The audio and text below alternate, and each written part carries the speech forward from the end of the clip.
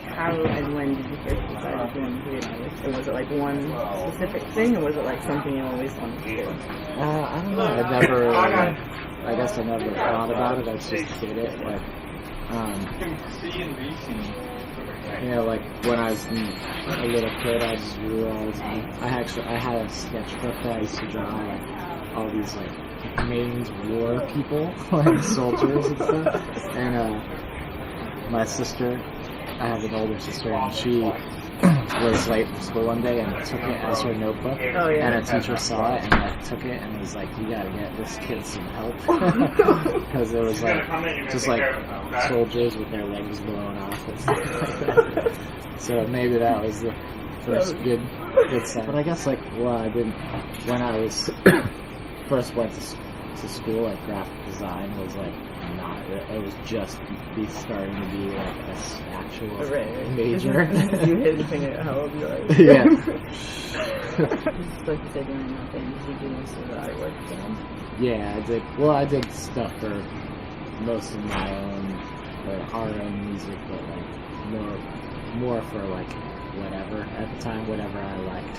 Yeah, and you're creating that. Do you have like a specific genre that you listen to, or like bands that you listen to, like to get you in the mood to like creation time? For the last year, I just in the last 2 weeks started listening to music again. Like I only listened to talk radio for a year because after playing music and like I just was so burned out on it. Really? And that's kind of one of the reasons why I wanted to like not tour anymore, so I could start liking music again. Because it just like sort of has a tendency to suck all the love out of it. Burned out, yeah, it's super burned out. But, yeah.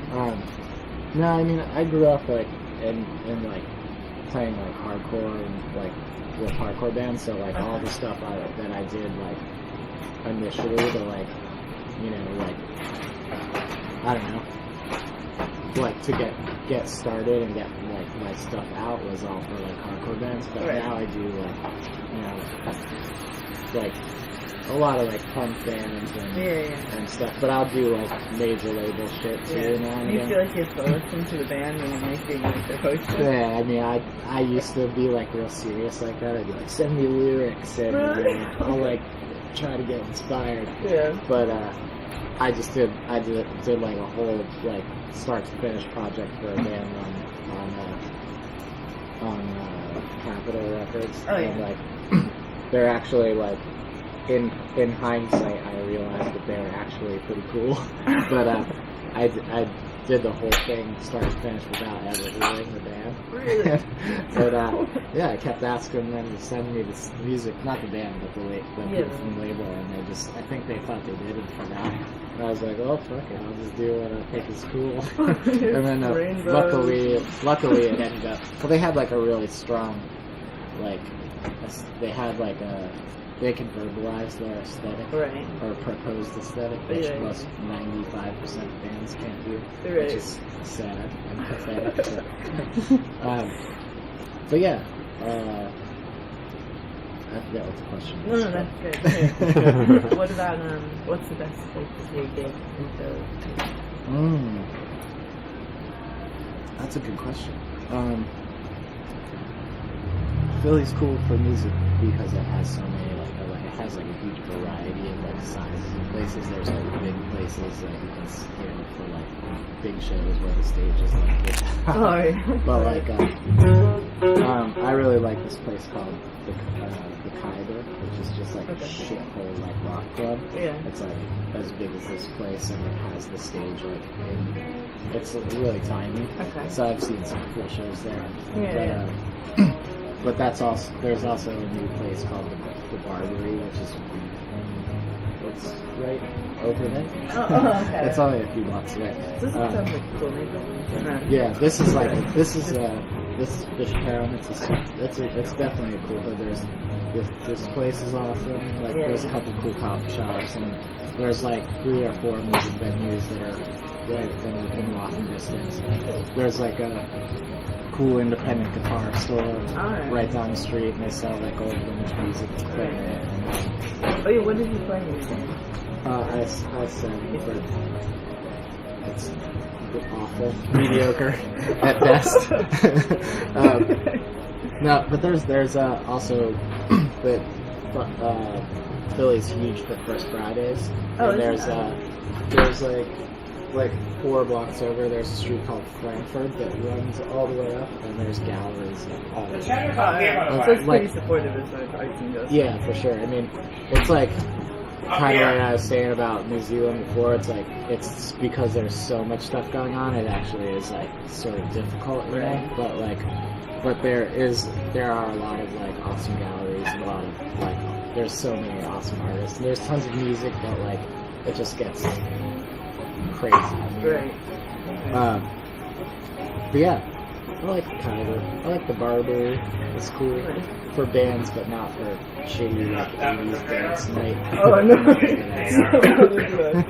Like that Philly cheesesteak. Is it really all that it's got? I would say most definitely. I've been vegetarian for 20 years, but they have there's like 3 places in town that make fucking incredible like vegetarian cheesesteaks. Really? So, yeah. I need to go there. Yeah, are you vegetarian? Mostly. I wasn't last night. Been vegetarian since about 2 o'clock last morning. That's awesome. Well, it's a bummer because there was an awesome place that just closed like 2 weeks ago that had they were vegetarian and regular ones. Okay. But they were like this big and sloppy as fuck. Like you had to eat half of it with a fork, and then like totally piece the rest of it together. But yeah, there's some really good places. There's a place called Govindo's that has really good ones. Yeah. They're a little more healthy than the ones I mentioned before. It's always good. Always good. And then probably lastly would be if you have any projects going on at the moment that you want. Well, like I do like mostly traditional American tattoo style, but like it's such a niche visual kind of aesthetic, but like it's very like self-referential, you know. It's like really based on like the remnants of like 10 dudes art from the 40s and on, you know. Yeah. So it's like really like admittedly like it's really easy to like get into this like small pool of imagery and just like recycle the shit out of it. Yeah. So especially with like just like drawing and painting like flash, like tattoo flash. Yeah. It's such a hard thing to do it and like have it rooted in that, but like do something different and interesting. And I've been like on a long path trying to discover what that like influence could be, you know. So you know, I tried because I have like a graphic design background, so we're trying to like somehow like find the things that like can cross over, you know. And like as in graphic design, I do like tons of like research and like searching for images to use for things. So I started like using that for tattooing, but not using tattoo images. Okay. You know, so like you would reference like a rose by like an actual rose, which isn't like a revolution by any means, but like you know, so it's just, and then you use like the style of drawing to like interpret it, but like you're doing it in a new way, hopefully. That's cool.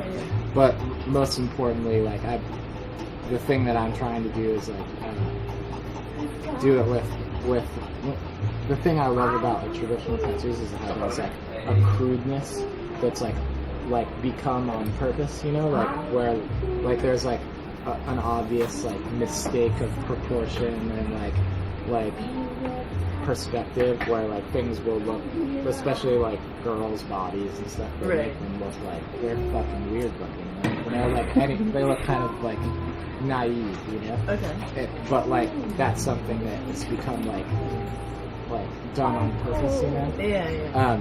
So I've been like going to flea markets and finding like old photographs and stuff from like the 20s and stuff of like women, and like just building a pool of these images that I'm gonna use as like references for drawing tattoos. So and painting as like sheets of flash. So maybe that could be what I do. I don't know. Cool.